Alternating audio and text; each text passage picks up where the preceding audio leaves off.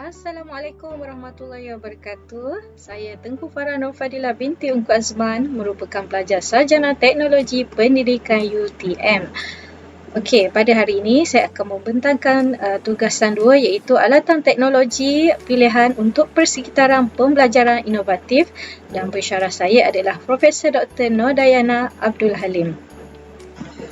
Okey, terdapat banyak peranti alatan dalam teknologi pendidikan.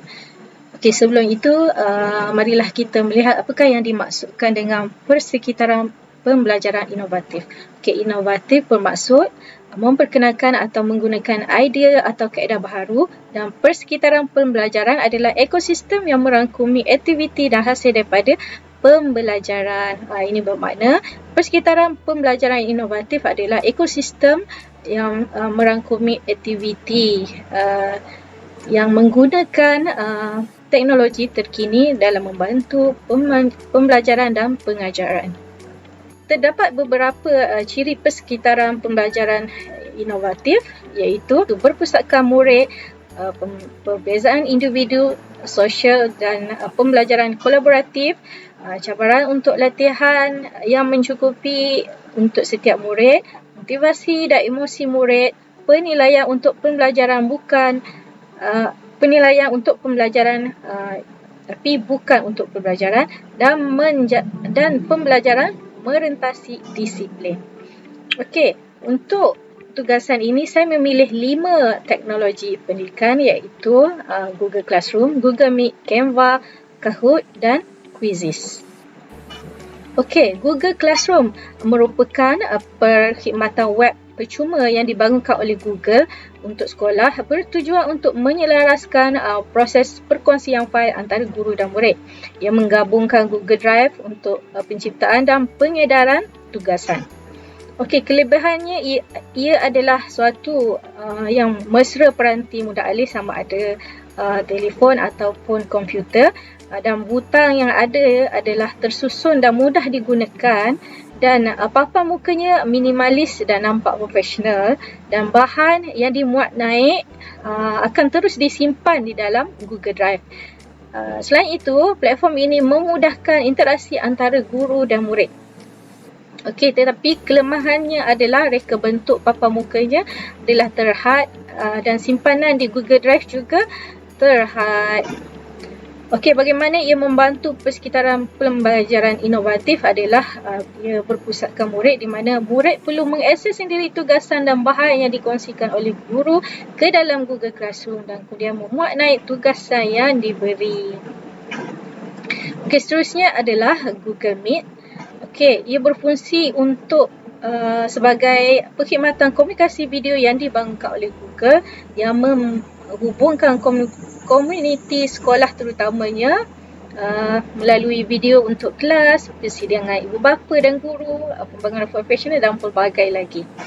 Okey, kelebihannya ia adalah alat persidangan video percuma yang boleh memuatkan 100 ke 250 orang dalam satu masa yang sama. Peserta boleh berkongsi bahan, merentasi skrin dan mempunyai fungsi chat. Tapi kelemahannya adalah masa adalah terhad jika pengguna akaun percuma, dan bilangan peserta juga terhad sebanyak 30 orang saja, dan latar belakangnya tidak dapat diubah. Okey, bagaimana ia membantu mereka bentuk persekitaran pembelajaran inovatif, di mana melalui Google Meet, murid boleh berkongsi idea dan pendapat secara real time dengan guru. Di samping itu, emosi dan motivasi murid untuk belajar juga dapat ditingkatkan kerana ada fungsi send me reaction. Boleh membantu murid-murid menghantar emoji kepada rakan-rakan. Seterusnya adalah Canva, iaitu platform reka bentuk grafik atas talian yang mudah digunakan untuk mencipta pelbagai jenis grafik dan persembahan media sosial dengan pantas dan menarik. Ia mempunyai banyak template yang sedia ada digunakan dan siap sedia untuk disunting. Okey, kelemahannya adalah ia hanya boleh diakses secara atas talian dan memerlukan sambungan internet. Dan terdapat beberapa fungsian hanya untuk pengguna premium sahaja boleh digunakan. Okey, bagaimana ia membantu murid dalam persekitaran pembelajaran inovatif adalah Canva membantu murid belajar dengan lebih kreatif dan mempersembahkan idea mereka secara individu ataupun berkumpulan. Okey, seterusnya adalah Kahoot.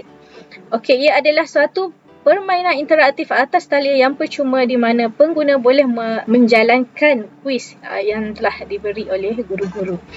Okey, kelebihannya adalah ia adalah suatu pembelajaran interaktif yang menyeronokkan di mana guru mudah untuk set up sebarang kuis. Tapi kelemahannya adalah ia memerlukan sambungan internet dan perlu dimainkan secara serentak di tempat yang sama kerana murid perlu membaca soalan pada skrin guru. Okey, bagaimana ia membantu persekitaran pembelajaran inovatif? Terdapat elemen penilaian untuk pembelajaran bukan pembelajaran. Okey, di mana diterapkan di dalam Kahoot dengan pembelajaran berbentuk gamifikasi dan interaktif. Fungsi ranking juga menggalakkan pembelajaran kolaboratif di mana murid yang berbeza-beza akan berlumba-lumba untuk mendapatkan ranking 5 teratas yang dapat meningkatkan motivasi pelajar untuk terus belajar. Okey, dan yang terakhir adalah Quizizz. Ia merupakan aplikasi percuma berasas kepemainan sebagai medium ulang kaji dan pembelajaran kendiri.